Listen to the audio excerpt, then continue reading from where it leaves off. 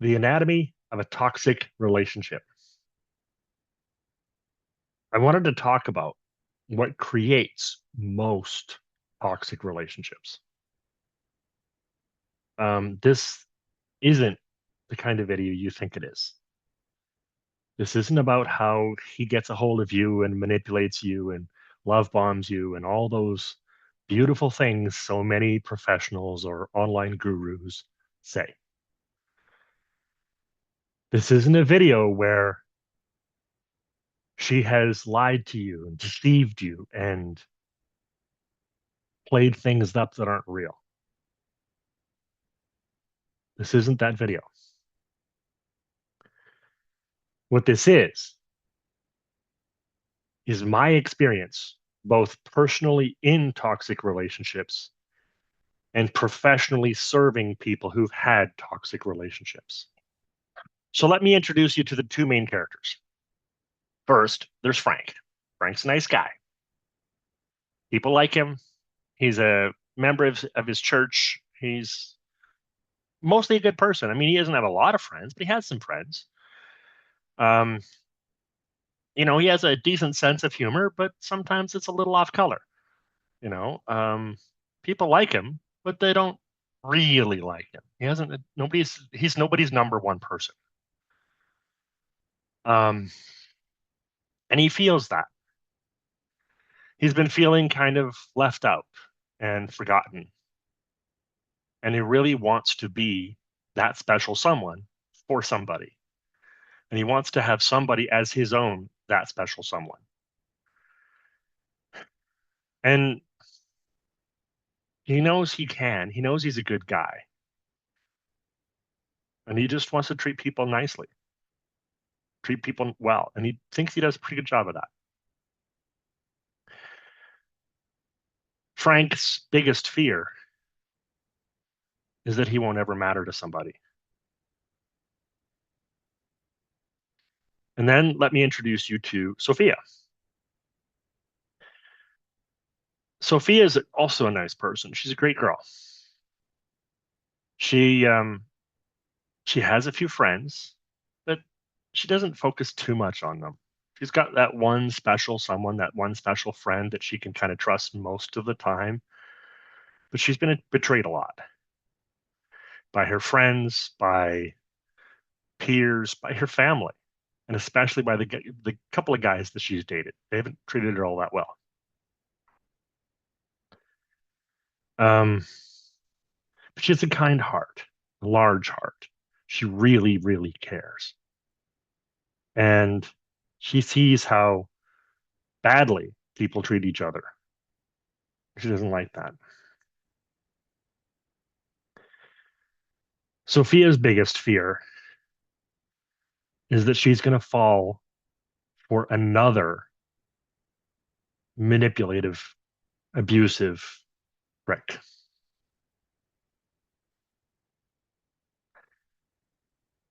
That she's going to fall victim to another abusive relationship. She just doesn't want that.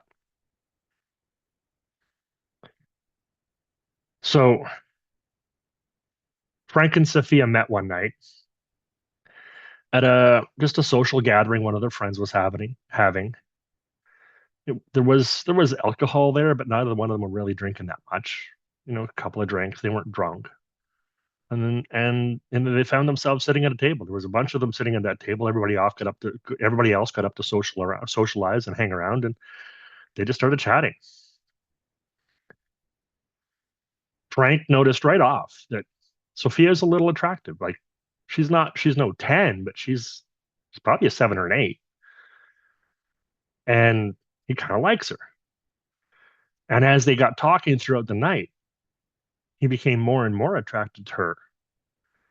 The things that she said, the things that she was interested in, things she wanted out of life, they all just seemed to fit.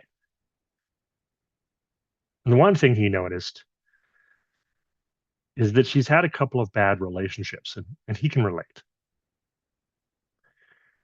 because he's also had a couple of bad relationships. They didn't last very long, 6 months here, a year there, but none of them really fit. And he thinks this girl might be the one. Sophia's a little cautious at first. She opens up a little bit, but eventually she shares a little bit of herself, and she kind of like where Frank's coming from. He's had a rough childhood. He's uh, he's had to try out a couple of relationships, but his girls always seem to be trying to take advantage of him in some way, and he's just had a rough go of it. But she likes what he's interested in. He likes where he wants to go with it. She likes where he wants to go with his life. He seems like a nice guy. She's cautious, but she agrees to go on a date with Frank. And over the course of their first couple of dates, they go out for dinner, they go out for coffee, they go for nice long walks in the city. Nowhere special, just a nice time together, spending some time together, learning about each other. They don't ruin it by having sex. They've both been there and they're not wanting to do that anymore. And they realize that there might be something here. They like a lot of the same things. And especially, they both notice they've each had a tough life. Frank can relate to some of the things that Sophia has shared that she's gone through because he's gone through some of the same things. And he really wants to show her that not all guys are like that. He really wants her to see that he can be better than those guys. And Sophia, on her part, really wants to believe him. And he's not, filling her with gifts and buying her things and spending money on her and doting on her. He's doing nice things for her, absolutely. But he's letting her do nice things for him too. Right? He's not insistent, but he's generous. Maybe not always what she wants, but he's generous. And Frank notices as well that he really is getting more and more attracted to her. She's more like a 9 in his eyes now because he liked the one date where they just went for a walk and she didn't put on any makeup. She didn't make herself up. She didn't make herself beautiful. I mean, of course, when they went out for a nice fancy dinner, she did that and he liked that too. But she didn't, he loved that she felt comfortable just being herself around him because that's what he really wants to offer her, that she can just be herself. So for him, that's the gifts that he feels that she's giving him. It's just herself, be herself. And he loves that. Now, of course, maybe 3 dates without sex is a little much, but we'll get there. So they're going along, they're dating, they have a few more dates, and eventually they do go back to her place and make love. And it's brilliant. Both of them.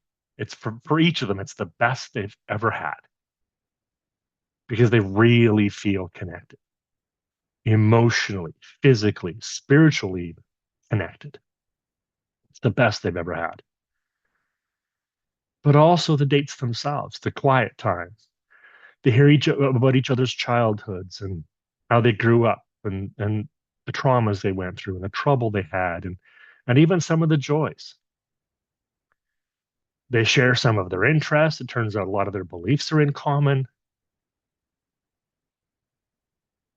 And yeah, there's some differences. There's some things that he wants that she doesn't, and that she wants that he doesn't. But these seem to be shallow things like he wants a bigger house than she wants.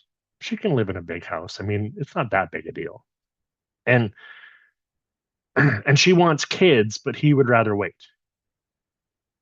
I mean, we both still want kids, don't we? So they continue dating, and after a year or so, they move in with each other. And now they're living together, and the sex is wonderful. The dates are becoming fewer and fewer because, they've been together for a while now. But he still does nice things for her, and she still feels comfortable around him, which makes him love that. He loves that she feels comfortable, feels like herself. In fact, she's starting to share more and more about her past, about some of the troubles that she's gone through. And he really likes that. He's even offered some advice as to what she could do to help get over some of that stuff. And she doesn't really receive that all too much yet, but he figures if he just gives her some time, she'll work it out. She'll work her way through it. And although he appreciates how comfortable she is being herself around him, he does miss that once or twice that she dressed up to go on a date with him. And as time goes on,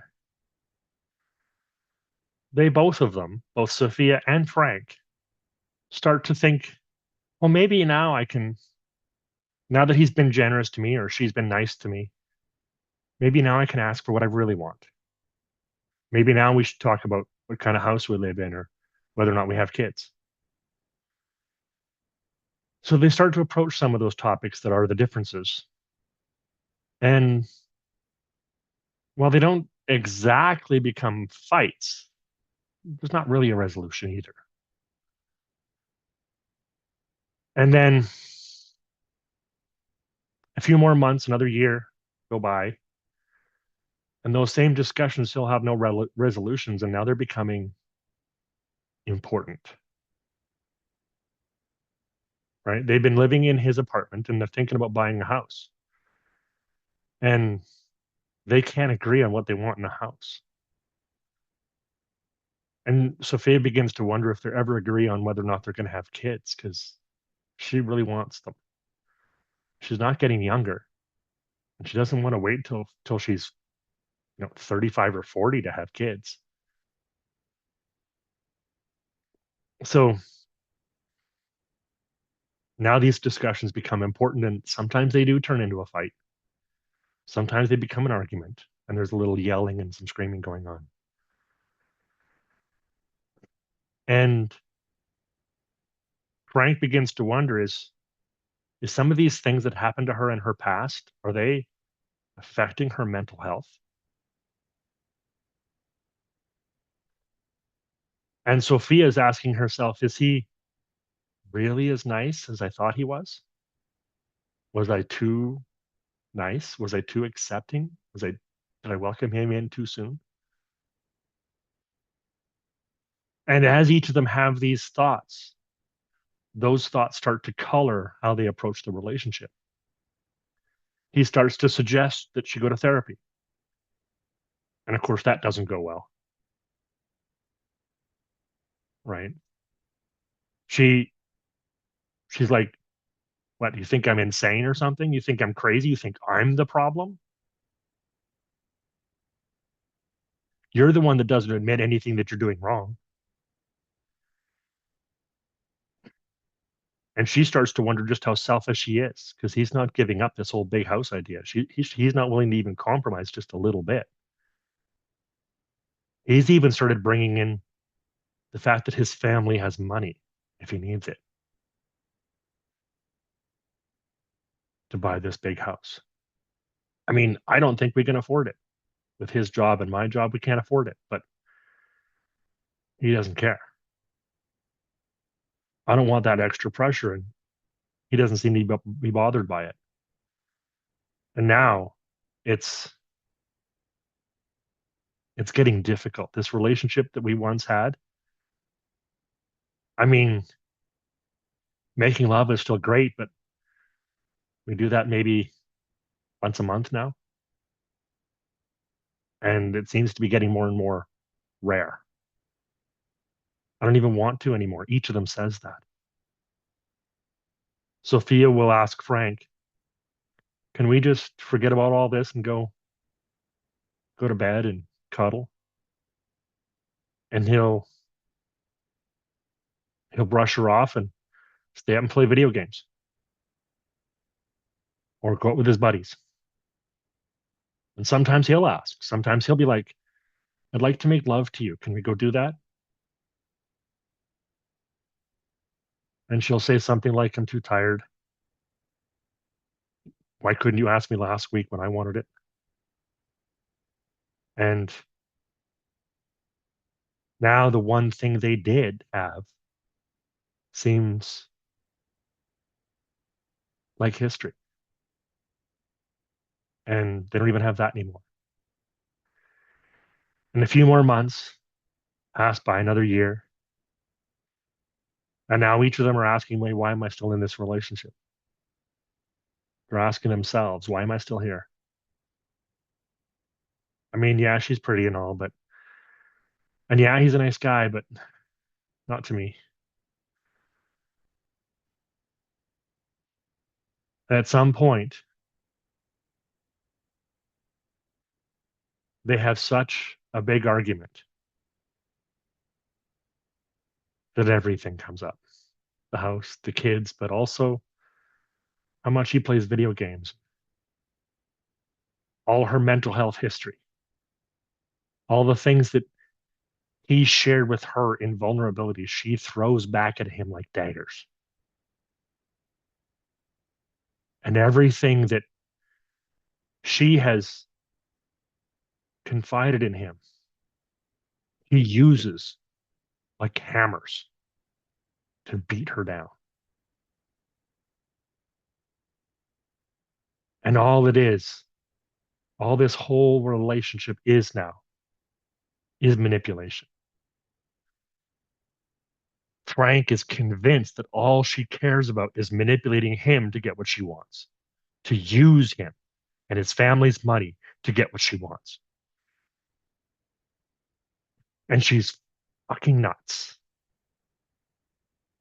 She's got massive mental health issues that she needs real help with, and she's not getting any help. And Sophia is convinced that Frank lied to her. She fell for it again. Another narcissistic, abusive prick. And she can't believe she fell for it. She can't believe she let another one of those guys in. How stupid could she be to do that to herself yet again?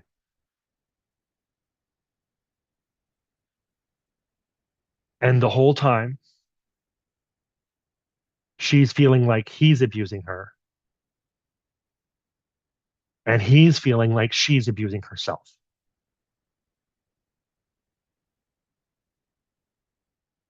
But he's also convincing himself that she's abusing him. And neither one of them knows how to even see the perspective of the other person anymore. They question if they ever did. And then one day, while he's at work, she leaves. He doesn't know where she went. He's called up all her family, all her friends, and they don't know where she went. And he never hears from her again. She's gone. He phones her, there's no answer. He tries to get a hold of her on Facebook and other social media channels. She's blocked him. She's just gone. And he's devastated. But in some small part of himself, he thinks of it as a lesson learned. And from Sophia's perspective, she had to leave. She'd lost herself in this relationship. She'd given herself entirely to him. There was nothing of herself left. She didn't know who she was. She didn't know how to think straight. She couldn't even talk to her friends and family without coming across as being mean to him. So she had to leave. And while she hasn't left all her friends and family, she's only still talking to those she can trust not to talk to him. And she can't believe she's done it again. But this time, she's going to work on herself so that this crap never, ever happens again.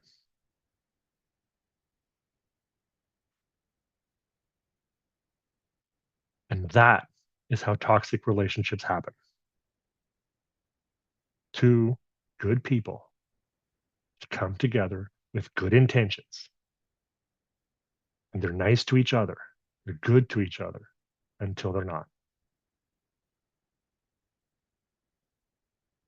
There has to be a better way to do relationships. There has to be a better way to start relationships, to find someone that I'm compatible with. And that's why I created unconditional boundaries, because there is a better way. There's a way to find who's aligned with you. There's a way to build relationships based on alignment. Let's do that. Thank you for watching today's video.